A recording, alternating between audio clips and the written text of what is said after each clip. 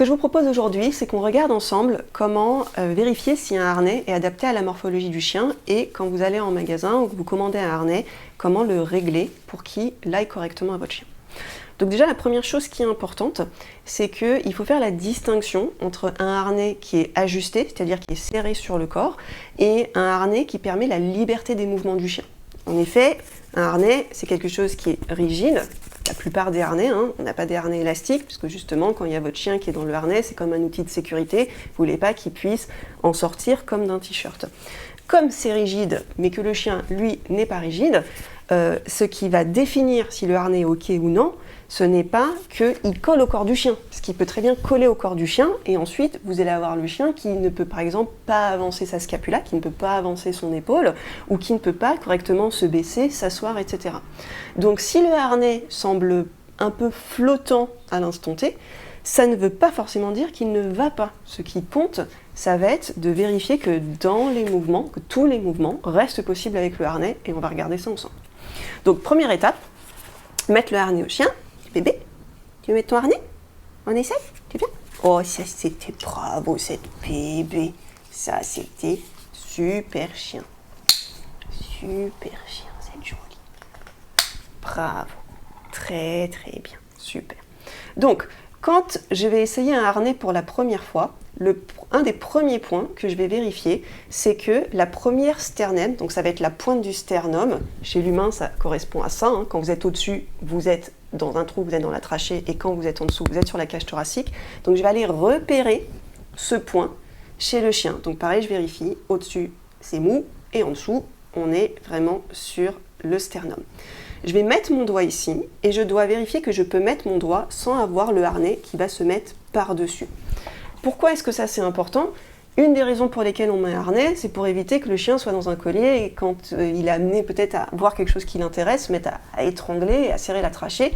Donc si vous avez un harnais qui monte là, qui va monter au-dessus du sternum, si votre chien se penche pour renifler quelque chose, finalement vous vous retrouvez avec une pression sur la trachée qui était un petit peu l'objectif, on cherchait à éviter que ça se produise. Quand je vérifie ce point-là, je vais également prendre le harnais et aller tirer sur le harnais, parce que c'est concrètement dans les situations de traction ça va poser souci, et je veux vérifier que si mon doigt se déplace, il ne va pas se déplacer jusqu'à aller sur la trachée, on voit que ça bouge juste un petit peu, mais qu'on reste vraiment sur l'ossature. Donc ça c'est un point extrêmement important. Ça permet aussi quand le chien renifle, donc là je vais juste mettre à manger par terre, mais quand le chien renifle et qu'il se baisse, je peux toujours toucher le sternum.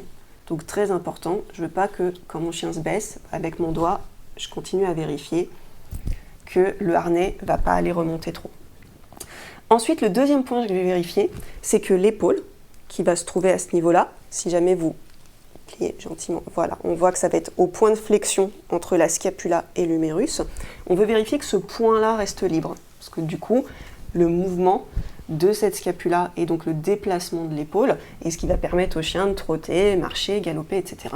Donc je vais vérifier que cette partie-là n'est pas recouverte par le harnais.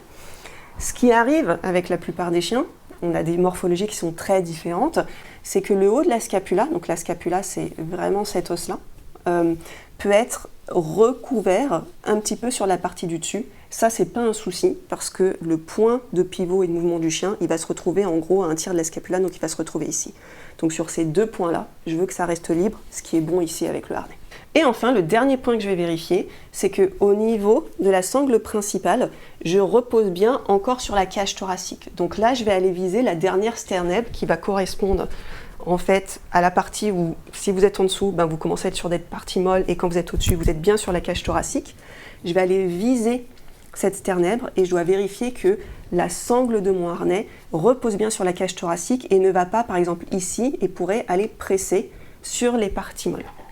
Une fois que j'ai vérifié ces trois points-là, même si le harnais est un tout petit peu flottant, le chien peut réaliser les mouvements. Rien ne nous empêche du coup de faire une dernière vérification en demandant typiquement au chien de marcher, fait marcher de face, de profil, mais quand on est dans un magasin, c'est pas forcément super facile. Donc moi, ce que je vous propose, c'est vous vérifier sur des positions spécifiques du chien. Donc on a vu tout à l'heure sur le fait de renifler, donc ça, hyper important que le chien puisse se baisser. On voit que le harnais ne va pas passer par-dessus l'épaule, qu'on reste bien sur à chaque fois la cage thoracique. On va pouvoir tester sur le coucher. Donc pareil, que ça n'aille pas remonter au niveau du chien, au niveau de la trachée du chien. On voit que cette partie-là va commencer à se mettre par-dessus la scapula, c'est pas un souci. On a l'épaule qui se trouve ici, qui reste toujours libre. Donc ça, c'est nickel pour nous.